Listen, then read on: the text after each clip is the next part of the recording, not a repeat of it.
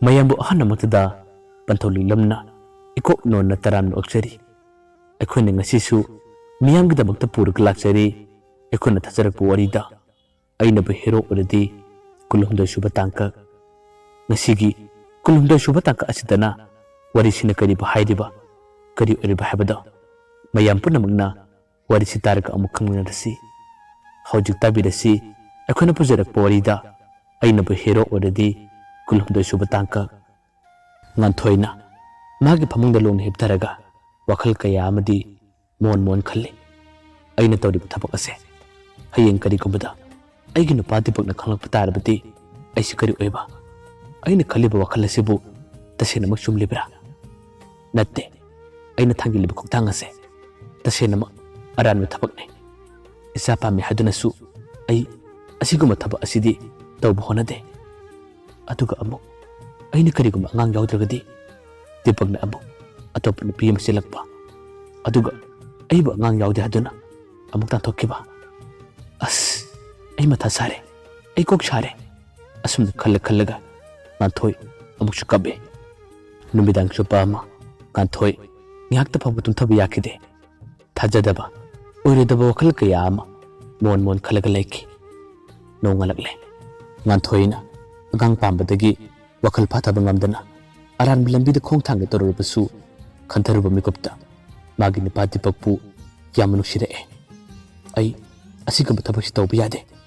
ai ge Facebook account su ai thinglage aduga ai magasu unararoi asumna khallaga magi Facebook account su masana block tawjare aduga nupa aduga mahakasu unabsakide ngihaktangi wakhalda lambi lana chatke haduna thorang no batarabasu ai che yom palabini aigi palaje karigi angang lei daba tarabasu angang ma yolaga ekoi himbu yaina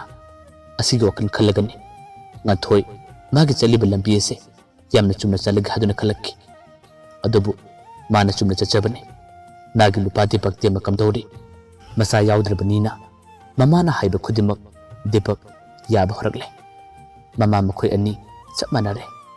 mamana su ngathoi budi yamuruna tawe adubu masu uning manina nganthoi angang yawdaba sida dipakpu atopa nupi ama thienabadi yamaluna thorang lakhi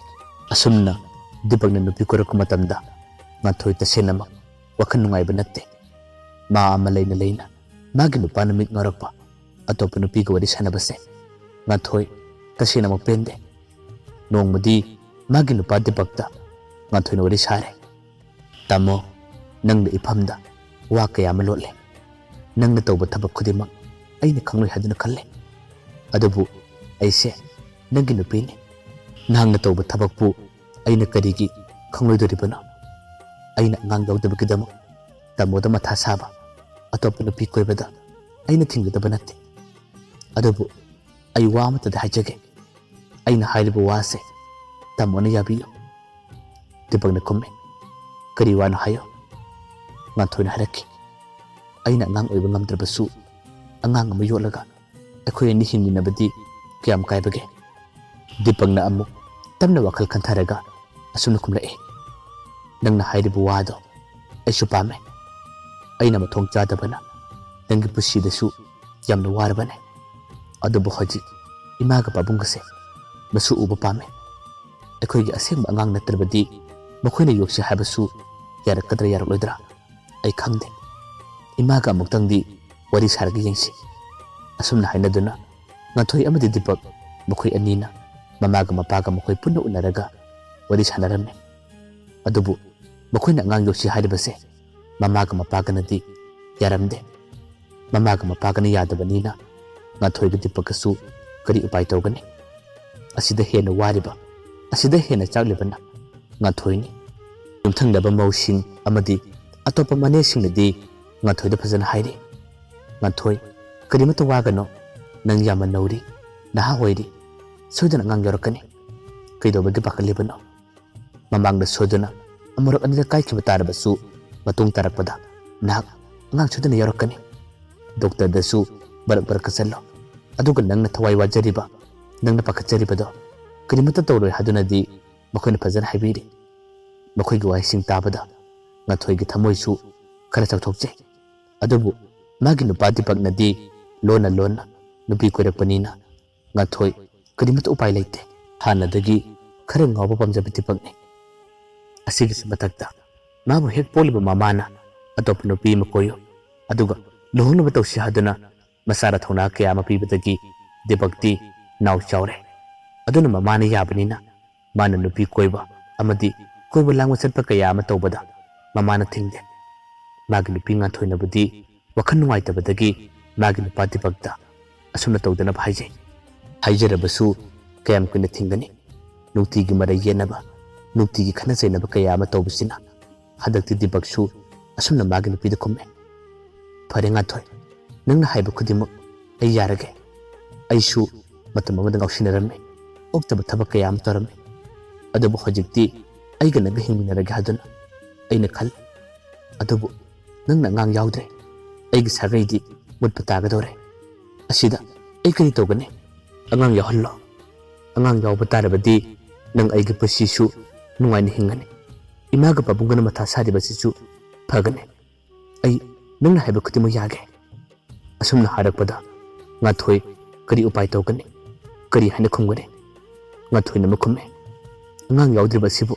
aina to hollibraba asibu aina to hollibra asumna haraga ngathoi kapthorake Dipakna makhumlae wama hairabagisu amuk kappa aduga amuksu chak charore chak chadrabanina nasado mayang tare solle migim engdana aina yamna neiba aina yamna otpa tabaneba ngathoi ima khuna hairibase phattaba wad natte nangsu layo aduga ai angang ama yawnapkidam nupi ama thibasibu kari kaige ngathoi na khumme kaide karimata akaiba leite nangna tawba thabak khudima aidu loina yagani tawnusu hairoi adubu ai wamata da haijage chahi amani tangdi ngaibibadi kayam kaibage lekaigi inama inesingnasu engonda wari sare aise yaman nauri aduna oigini hadunasu makoina phajana haibiri asigi matam asi pawba tangdi tamoni yengbibadi kari kaige Dipakna makhumme adu oiredabu wane hauji phaba oiba ngamdribasinadi hayengwai karama matamda oigadoribano ngathoi nangma tanthokke haiba natte nangsu layo aduga ima khoigi ningma thungnabagdamak makoina pamliba thabakto aidi tawningi waisi hairakpadagi ngathoi karimata khomkhidre tumina sum leire asumna numisigi matungdagidi Dipakna tawba thabak amadi mana chatpa thabak ayambada ngathoi karimata haidre wasumata ngangde mamaga makhoigadi adum manakrabane ngathoi wakhan phattaba khalamba tarbasu magi nupa Dipakpu nusijaba amadi lekaina atoba mina kari harakani khanbadagi madi aranba thaba amatasu tawkide yamna wana khalaga adum leiki matam kaya asum hokki asom dusudima thani palom sujilakpadagi makhoina phajana hainaraga magi thabak adusu Manipurda mukposting ta halakki aduga mahak Manipurda leibadagidi yumda leiraga adum thabak kaba hore tha makhai marom thabak karamlaga mahak nakchanga muktabadagi hojikti dima suti lawraga mahak yumda leire matam asida magi mane bognari magi damak phajana seba tawbi aduga jimina su magi nipiri magi damak kari saninge nang kari tawning haduna phajana hangbiraga mateng pangbi magi nupa amadi manembongna magi damakta wajaba honaba kaya ama tawbasina magi thamoisu asukamati chawthokjarame bejarame luti numit khudingi jimina magi damak mateng kya ama pangle manembongna su rimabu thabak karimata tohalamde khara lumba pasai bakhaisu amata pohalamde thangalamde mamaga jimi kana punna tawe sak thongbasu mama amadi jimina sinna daga thongi sang napi leiba chatpa matamdasu jimiro ina challe asomna mana dukandagi insang napi leiraga halap matamda atopa makhoigi lekai ki misingna jimi bu ubada nusiduna phagi tawba tagnaba kaya amadi yawe jimi khare henmaliko migi bangde ikaidra insang napi leiba chaliduba imada lehenba yadra jimi na khumme asiba kaidawe haige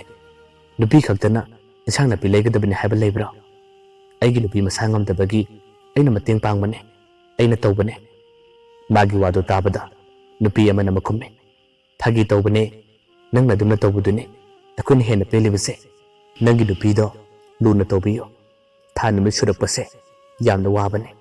ꯑꯋꯥꯕ ꯊꯕꯛꯁꯨ ꯑꯃꯠꯇ ꯁꯨꯍꯟꯒꯅꯨ ꯑꯁꯨꯝꯅ ꯃꯈꯣꯏꯅ ꯋꯥ ꯑꯃꯅꯤ ꯍꯥꯏꯔꯝꯂꯒ ꯑꯗꯨꯝ ꯊꯣꯛꯈꯤ ꯖꯤꯃꯤꯁꯨ ꯌꯨꯝ ꯇꯝꯅ ꯂꯥꯛꯑꯦ ꯑꯁꯨꯝꯅ ꯅꯨꯡꯇꯤ ꯅꯨꯃꯤꯠ ꯈꯨꯗꯤꯡꯒꯤ ꯃꯥꯒꯤ ꯅꯨꯄꯤꯒꯤ ꯃꯇꯦꯡ ꯄꯥꯡꯕ ꯃꯔꯛ ꯃꯔꯛꯇꯅ ꯗꯨꯀꯥꯟꯗꯒꯤ ꯏꯟꯁꯥꯡ ꯅꯥꯄꯤ ꯂꯩꯕ ꯆꯠꯄꯅꯤ ꯅꯣꯡꯃꯒꯤ ꯅꯨꯃꯤꯠꯇꯗꯤ ꯃꯥꯅ ꯗꯨꯀꯥꯟꯗꯒꯤ ꯏꯟꯁꯥꯡ ꯅꯥꯄꯤ ꯂꯩꯔꯨꯔꯒ ꯍꯜꯂꯛꯄ ꯃꯇꯝꯗ ꯉꯥꯟꯊꯣꯏꯁꯨ ꯃꯈꯣꯏ ꯂꯩꯀꯥꯏꯒꯤ ꯃꯅꯝꯕ ꯑꯃꯒ ꯗꯨꯀꯥꯟ ꯇꯝꯅ ꯊꯣꯔꯛꯄ ꯃꯇꯝꯗ ꯃꯈꯣꯏ ꯄꯨꯟꯅ ꯊꯦꯡꯅꯈꯤ ꯉꯥꯟꯊꯣꯏꯗꯤ ꯖꯤꯃꯤ ꯎꯕ ꯃꯇꯝꯗ ꯇꯨꯃꯤꯟꯅ ꯅꯣꯟꯊꯩ ꯑꯗꯨꯕꯨ ꯊꯪꯅꯕ ꯅꯨꯄꯤ ꯑꯗꯨꯅꯗꯤ ꯖꯤꯃꯤꯗꯃꯛ ꯀꯣꯔꯛꯏ ꯖꯤꯃꯤ ꯅꯪꯒꯤ ꯅꯇꯧꯁꯤ ꯎꯕꯗ ꯑꯩꯗꯤ ꯑꯣꯟꯊꯣꯛꯅ ꯀꯜꯂꯛꯈꯤꯕꯅꯤ ꯍꯧꯖꯤꯛꯀꯥꯟꯒꯤ ꯃꯇꯝ ꯑꯁꯤꯗ ꯅꯪꯒꯨꯝꯕ ꯅꯨꯄꯥꯁꯦ ꯇꯁꯦꯡꯅ ꯑꯇꯥꯡꯕꯅꯤ ꯃꯇꯦꯡ ꯍꯥꯏꯕꯁꯤꯗꯤ ꯄꯥꯡꯒꯗꯕꯅꯤ ꯂꯨꯅ ꯇꯧꯕꯤꯌꯨꯀꯣ ꯅꯪꯕꯨ ꯌꯥꯝꯅ ꯋꯥꯔꯕꯅꯦ ꯖꯤꯃꯤꯁꯨ ꯉꯥꯟꯊꯣꯏ ꯌꯥꯎꯕꯅꯤꯅ ꯈꯨꯝꯐꯝ ꯂꯥꯛꯐꯝ ꯈꯪꯗꯦ ꯇꯨꯃꯤꯟꯅ ꯉꯥꯏꯍꯥꯛꯇꯪ ꯂꯩꯔꯒ ꯇꯞꯅ ꯑꯃ ꯈꯨꯝꯃꯤ ꯋꯥꯗꯦꯗ ꯑꯁꯤꯕꯨ ꯀꯩꯗꯧꯕꯒꯤ ꯋꯥꯗꯣꯏꯅꯣ ꯑꯋꯥꯕ ꯊꯕꯛꯁꯨ ꯅꯠꯇꯅ ꯅꯨꯄꯤꯗꯨꯅ ꯑꯃ ꯈꯨꯝꯃꯤ ꯋꯥꯗ꯭ꯔꯕꯁꯨ ꯅꯨꯄꯥꯁꯤꯡꯁꯦ ꯅꯨꯄꯤꯒꯤ ꯃꯇꯦꯡ ꯄꯥꯡꯕ ꯌꯥꯝꯅ ꯏꯀꯥꯏꯅꯕꯅꯤ ꯑꯇꯣꯞꯄ ꯂꯩꯀꯥꯏꯒꯤ ꯃꯤꯁꯤꯡꯅ ꯂꯛꯅꯈꯤꯅꯤ ꯅꯠꯇ꯭ꯔꯒ ꯅꯣꯛꯅꯈꯤꯅꯤ ꯍꯥꯏꯗꯨꯅ ꯄꯥꯈꯠꯆꯕꯅꯤ ꯑꯗꯣ ꯂꯩꯀꯥꯏꯒꯤ ꯃꯤꯁꯤꯡꯅ ꯅꯣꯛꯅꯒꯅꯤ ꯍꯥꯏꯗꯨꯅ ꯅꯪꯕꯨ ꯀꯔꯤꯃꯠꯇ ꯀꯤꯗꯕ꯭ꯔꯥ ꯖꯤꯃꯤꯅ ꯈꯨꯝꯃꯤ ꯀꯩꯗꯧꯕꯒꯤ ꯀꯤꯗꯣꯔꯤꯕ ꯑꯁꯤꯗꯤ ꯑꯩꯒꯤ ꯇꯧꯐꯝ ꯊꯣꯛꯄ ꯊꯕꯛꯅꯤ ꯊꯕꯛꯇ ꯂꯩꯇꯅ ꯃꯤꯋꯥ ꯉꯥꯡꯕꯁꯤꯡꯒꯤ ꯋꯥꯕꯨ ꯇꯥꯔꯨꯕ ꯌꯥꯕ ꯅꯠꯇꯦꯗ ꯅꯨꯄꯤ ꯂꯩ ꯍꯥꯏꯗꯨꯅꯁꯨ ꯃꯈꯣꯏꯅ ꯉꯝꯗꯕ ꯃꯇꯥꯡ ꯌꯥꯎꯔꯕꯗꯤ ꯃꯇꯦꯡ ꯄꯥꯡꯅꯕ ꯍꯥꯏꯕꯁꯦ ꯑꯩꯈꯣꯏ ꯃꯤꯑꯣꯏꯕꯁꯤꯡꯒꯤ ꯂꯝꯆꯠ ꯅꯠꯇꯕ꯭ꯔꯥꯅꯦ ꯌꯨꯝꯒꯤ ꯊꯕꯛ ꯈꯨꯗꯤꯡꯃꯛ ꯅꯨꯄꯤꯗꯨ ꯂꯣꯏꯅ ꯇꯧꯍꯟꯒꯗꯕꯅꯤ ꯃꯈꯣꯏꯗ ꯂꯣꯏꯅ ꯁꯤꯟꯅꯒꯗꯕꯅꯤ ꯍꯥꯏꯕꯁꯨ ꯂꯩꯕ ꯅꯠꯇꯦꯗ ꯈ꯭ꯋꯥꯏꯗꯒꯤ ꯃꯔꯨ ꯑꯣꯏꯔꯤꯕꯗꯤ ꯅꯨꯡꯁꯤꯅꯕꯗꯨꯅꯤ ꯄꯩꯁా ꯐꯅ ꯄꯥꯏꯔꯕꯁꯨ ꯂꯝꯆꯠ ꯐꯖꯗ꯭ꯔꯕ ꯍꯤꯡꯃꯤꯟꯅꯕꯗ ꯅꯨꯡꯉꯥꯏꯇ꯭ꯔꯕꯗꯤ ꯀꯔꯤꯕꯨ ꯀꯥꯟꯅꯒꯅꯤ ꯑꯩꯈꯣꯏ ꯃꯤꯑꯣꯏꯕꯁꯦ ꯑꯃꯣꯔ ꯅꯠꯇꯦ ꯍꯤꯡꯂꯤꯉꯩ ꯃꯇꯝ ꯈꯔꯁꯤꯗ ꯌꯥꯝꯅ ꯅꯨꯡꯁꯤꯅ ꯂꯣꯏꯅꯒꯗꯕꯅꯤ ꯑꯩ ꯆꯠꯂꯒꯦ ꯃꯥ ꯉꯥꯏꯔꯝꯂꯒꯅꯤ ꯑꯁꯨꯝꯅ ꯍꯥꯏꯔꯝꯂꯒ ꯖꯤꯃꯤ ꯄꯔꯞ ꯆꯠꯈꯤ ꯃꯥꯅ ꯍꯥꯏꯔꯤꯕ ꯋꯥꯗꯣ ꯉꯥꯟꯊꯣꯏꯗ ꯄꯔꯃꯥꯟ ꯇꯧꯔꯒ ꯋꯥ ꯈꯔꯗꯤ ꯍꯥꯏꯔꯦ ꯉꯥꯟꯊꯣꯏꯁꯨ ꯖꯤꯃꯤꯒꯤ ꯋꯥꯗꯣ ꯇꯥꯕ ꯃꯇꯝꯗ ꯈꯔꯗꯤ ꯏꯀꯥꯏꯔꯝꯃꯤ ꯃꯅꯝꯕꯗꯨꯒ ꯃꯈꯣꯏ ꯑꯅꯤ ꯗꯨꯀꯥꯟ ꯇꯝꯅ ꯁꯨꯝ ꯂꯥꯛꯂꯦ ꯆꯅ ꯆꯅ ꯃꯅꯝꯕꯗꯨꯅ ꯃꯈꯥ ꯇꯥꯅ ꯋꯥꯔꯤ ꯁꯥꯔꯦ ꯖꯤꯃꯤꯁꯦ ꯌꯥꯝꯅ ꯐꯩꯀꯣ ꯃꯥꯒꯤ ꯅꯨꯄꯤꯗꯨꯗꯤ ꯀꯌꯥꯗ ꯃꯔꯥꯏꯕꯛ ꯐꯔꯕ ꯐꯗ꯭ꯔꯥꯅꯦ ꯉꯥꯟꯊꯣꯏꯁꯨ ꯏꯀꯥꯏꯔꯞ ꯇꯧꯅ ꯇꯞꯅ ꯅꯣꯟꯊꯔꯒ ꯈꯨꯝꯃꯤ ꯐꯩꯌꯦ ꯃꯥꯒꯤ ꯃꯆꯤꯟꯗꯒꯤꯗꯤ ꯐꯩ ꯍꯥꯏꯗꯨꯅ ꯈꯨꯝꯈꯤꯕꯅꯤ ꯑꯗꯨꯕꯨ ꯊꯃꯣꯏꯅꯨꯡꯗꯗꯤ ꯖꯤꯃꯤꯒꯤ ꯃꯥꯡꯗ ꯏꯀꯥꯏꯖꯕ ꯃꯈꯣꯏꯒꯤ ꯃꯇꯩ ꯃꯅꯥꯎꯒꯤ ꯄꯨꯟꯁꯤ ꯃꯍꯤꯡꯕꯨ ꯎꯔꯒ ꯉꯥꯟꯊꯣꯏꯗ ꯀꯂꯛꯆꯕ ꯀꯌꯥ ꯑꯃꯗꯤ ꯑꯗꯨꯝ ꯐꯥꯎꯔꯤ ꯅꯨꯃꯤꯠ ꯀꯌꯥ ꯑꯁꯨꯝ ꯍꯧꯈꯤꯕꯅ ꯉꯁꯤꯗꯤ ꯗꯤꯃꯥ ꯑꯉꯥꯡ ꯎꯅꯔꯦ ꯅꯨꯄꯥ ꯑꯃ ꯄꯣꯛꯂꯦ ꯖꯤꯃꯤ ꯑꯃꯗꯤ ꯃꯍꯥꯛꯀꯤ ꯃꯃꯥꯈꯣꯏ ꯃꯄꯥꯈꯣꯏꯁꯨ ꯀꯌꯥꯒꯤ ꯃꯇꯤꯛ ꯍꯔꯥꯎꯖꯔꯤꯕ ꯅꯨꯡꯉꯥꯏꯖꯔꯤꯕ ꯑꯗꯨꯒ ꯑꯁꯣꯝꯗꯁꯨ ꯑꯃꯨꯛ ꯗꯤꯃꯥꯅ ꯃꯁꯥ ꯎꯅꯕꯒꯤ ꯄꯥꯎ ꯇꯥꯕꯗ ꯉꯥꯟꯊꯣꯏꯅ ꯃꯥꯒꯤ ꯊꯃꯣꯏꯅꯨꯡꯗ ꯈꯟꯖꯩ ꯑꯩꯁꯦ ꯃꯃꯥ ꯑꯃ ꯍꯥꯏꯕꯗꯣ ꯑꯣꯏꯕ ꯉꯝꯗ꯭ꯔꯦꯀꯣ ꯃꯤꯒꯤꯗꯤ ꯀꯌꯥꯗ ꯃꯔꯥꯏꯕꯛ ꯐꯔꯕ ꯑꯗꯨꯒ ꯑꯩꯒꯤꯅ ꯀꯗꯥꯏ ꯃꯃꯥꯡꯒꯤ ꯃꯄꯣꯛꯇ ꯑꯩꯅ ꯀꯔꯤ ꯑꯔꯥꯟꯕ ꯇꯧꯔꯤꯕꯒꯤꯅꯣ ꯍꯟꯗꯛꯀꯤ ꯃꯄꯣꯛ ꯑꯁꯤꯗ ꯑꯩꯅ ꯃꯃꯥ ꯑꯃ ꯍꯥꯏꯕꯗꯣ ꯑꯣꯏꯕ ꯉꯝꯗ꯭ꯔꯤꯕ ꯍꯥꯏꯗꯨꯅꯗꯤ ꯉꯥꯟꯊꯣꯏ ꯂꯣꯟꯅ ꯀꯞꯆꯩ ꯃꯥꯅ ꯀꯞꯆꯔꯤꯕ ꯃꯃꯥ ꯑꯃ ꯑꯣꯏꯕ ꯉꯝꯗꯕꯒꯤꯗꯃꯛ ꯃꯥꯅ ꯋꯥꯖꯔꯤꯕ ꯀꯌꯥ ꯑꯗꯨꯗꯤ ꯃꯥꯒꯤ ꯅꯨꯄꯥ ꯗꯤꯄꯛꯇꯤ ꯀꯔꯤꯃꯠꯇ ꯈꯪꯕ ꯅꯠꯇꯦ ꯈꯨꯗꯣꯡꯆꯥꯕ ꯂꯧꯗꯨꯅ ꯑꯇꯣꯞꯄ ꯅꯨꯄꯤ ꯑꯃ ꯀꯣꯏꯔꯒ ꯍꯧꯖꯤꯛꯇꯤ ꯆꯦꯜꯂꯛꯅꯕ ꯊꯧꯔꯥꯡ ꯇꯧꯔꯤꯕꯅꯤ ꯉꯥꯟꯊꯣꯏꯅꯗꯤ ꯃꯥꯒꯤ ꯅꯨꯄꯥ ꯗꯤꯄꯛꯄꯨ ꯇꯠꯇꯅ ꯈꯥꯝꯃꯒ ꯊꯝꯂꯤ ꯁꯣꯝꯗꯁꯨ ꯑꯃꯨꯛ ꯖꯤꯃꯤꯒꯤ ꯃꯆꯥꯒꯤ ꯃꯄꯥꯟ ꯊꯥꯕ ꯂꯣꯏꯔꯕ ꯃꯇꯨꯡꯗ ꯔꯤꯃꯥꯒꯤ ꯌꯨꯝꯒꯤ ꯑꯍꯜꯁꯤꯡꯅ ꯖꯤꯃꯤ ꯈꯣꯏꯒꯤꯗꯤ ꯃꯤ ꯌꯥꯝ ꯂꯩꯖꯗꯕ ꯑꯗꯨꯅ ꯔꯤꯃꯥꯒꯤ ꯃꯇꯦꯡ ꯄꯥꯡꯕ ꯃꯥꯒꯤ ꯊꯕꯛ ꯇꯧꯕꯗꯁꯨ ꯑꯋꯥꯕ ꯈꯨꯗꯣꯡꯆꯥꯗꯕ ꯈꯔ ꯂꯥꯛꯄ ꯌꯥꯏ ꯍꯥꯏꯗꯨꯅ ꯔꯤꯃꯥꯕꯨ ꯃꯇꯝ ꯈꯔ ꯃꯄꯥꯝꯗ ꯊꯝꯒꯦ ꯍꯥꯏꯔꯛꯈꯤ ꯄꯥꯎ ꯑꯁꯤ ꯍꯥꯏꯔꯛꯄꯗ ꯖꯤꯃꯤ ꯋꯥꯈꯜ ꯌꯥꯝꯅ ꯅꯨꯡꯉꯥꯏꯔꯝꯗꯦ ꯖꯤꯃꯤꯒꯤ ꯃꯃꯥꯅꯁꯨ ꯑꯩꯈꯣꯏꯅ ꯉꯝꯒꯅꯤ ꯑꯩꯈꯣꯏ ꯑꯗꯨꯝ ꯁꯦꯕꯥ ꯇꯧꯖꯒꯦ ꯍꯥꯏꯔꯛꯈꯤ ꯑꯗꯨꯕꯨ ꯔꯤꯃꯥꯒꯤ ꯌꯨꯝꯒꯤ ꯑꯍꯜꯁꯤꯡꯅ ꯉꯔꯪ ꯉꯪꯗꯨꯅ ꯊꯥ ꯑꯃꯅꯤꯗꯤ ꯊꯝꯒꯦ ꯍꯥꯏꯔꯛꯄꯗꯒꯤ ꯀꯣꯟꯅ ꯊꯪꯗ ꯔꯤꯃꯥ ꯃꯥꯒꯤ ꯃꯄꯥꯝꯗ ꯃꯆꯥ ꯑꯗꯨꯒ ꯄꯨꯟꯅ ꯂꯩꯕ ꯇꯥꯈꯤ ꯆꯠꯀꯗꯕ ꯍꯌꯦꯡꯗꯤ ꯉꯥꯏꯔꯕ ꯅꯨꯃꯤꯠꯇꯅꯤ ꯔꯤꯃꯥꯅ ꯃꯥꯒꯤ ꯃꯆꯥ ꯑꯗꯨ ꯀꯣꯜꯂꯒ ꯇꯨꯝꯂꯒ ꯂꯩꯔꯤꯉꯩ ꯖꯤꯃꯤ ꯃꯥꯒꯤ ꯅꯨꯄꯤꯒꯤ ꯃꯅꯥꯛꯇ ꯇꯞꯅ ꯆꯪꯂꯛꯑꯦ ꯑꯗꯨꯒ ꯃꯅꯥꯛꯇ ꯐꯝꯊꯔꯒ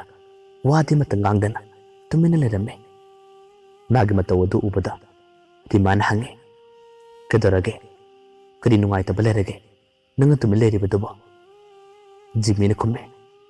ꯅꯪ ꯍꯌꯦꯡ ꯆꯠꯈ꯭ꯔꯒꯅꯤꯀꯣ ꯔꯤꯃꯥꯅ ꯑꯃ ꯍꯥꯏꯔꯛꯑꯦ, ꯀꯩꯅꯣ ꯄꯨꯟꯁꯤ ꯆꯨꯞꯄ ꯂꯩꯒꯗꯕꯁꯨ ꯅꯠꯇꯦ, ꯃꯇꯝ ꯈꯔꯇꯅꯦ꯫ ꯖꯤꯃꯤꯅ ꯑꯃ ꯍꯥꯏꯔꯛꯑꯦ, ꯑꯩꯒꯤ ꯌꯨꯝ ꯑꯁꯦ ꯅꯪ ꯆꯠꯈ꯭ꯔꯕꯗꯤ ꯏꯍꯥꯡ ꯍꯥꯡꯉꯧꯔꯒꯅꯤ, ꯑꯩꯒꯤ ꯀꯥ ꯑꯁꯤꯁꯨ ꯏꯆꯤꯛ ꯆꯤꯛꯂꯒꯅꯤ, ꯅꯪ ꯆꯠꯄꯗ ꯑꯩꯁꯨ ꯂꯥꯛꯀꯦ꯫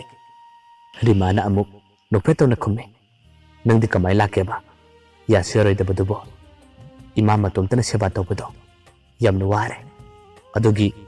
ꯊꯕꯛ ꯇꯧꯕ ꯑꯩꯅ ꯌꯥꯗ꯭ꯔꯤ ꯐꯥꯎꯕꯗꯤ ꯃꯇꯝ ꯈꯔꯇꯅꯤ ꯂꯩꯒꯗꯕ, ꯑꯩꯁꯨ ꯌꯥꯝꯅ ꯊꯨꯅ ꯂꯥꯛꯀꯅꯤ꯫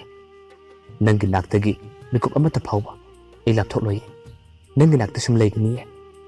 ꯔꯤꯃꯥꯒꯤ ꯋꯥꯍꯩꯗꯨ ꯇꯥꯕꯗ ꯖꯤꯃꯤꯒꯤ ꯊꯃꯣꯏꯁꯨ ꯍꯦꯟꯅ ꯄꯦꯟꯖꯩ, ꯅꯨꯡꯉꯥꯏꯖꯩ꯫ ꯃꯥꯒꯤ ꯄꯤꯛꯂꯤꯕ ꯃꯆꯥ ꯑꯗꯨꯕꯨ ꯃꯨꯟꯅ ꯌꯦꯡꯉꯤ꯫ ꯃꯥꯅ ꯌꯦꯡꯂꯤꯉꯩ ꯃꯇꯝ ꯑꯗꯨꯗ ꯔꯤꯃꯥꯅ ꯍꯥꯏꯔꯛꯏ, ꯑꯉꯥꯡꯁꯦ ꯅꯪ ꯌꯥꯝꯅ ꯃꯥꯜꯂꯦ, ꯅꯪꯕꯨ ꯑꯩꯅ ꯈꯟꯖꯕ, ꯑꯩꯅ ꯅꯨꯡꯁꯤꯖꯕꯒꯤꯅꯦ ꯑꯉꯥꯡꯁꯤꯅ ꯅꯪ ꯃꯥꯜꯂꯤꯕꯁꯦ꯫ ꯖꯤꯃꯤꯅ ꯈꯨꯝꯃꯤ, ꯑꯦ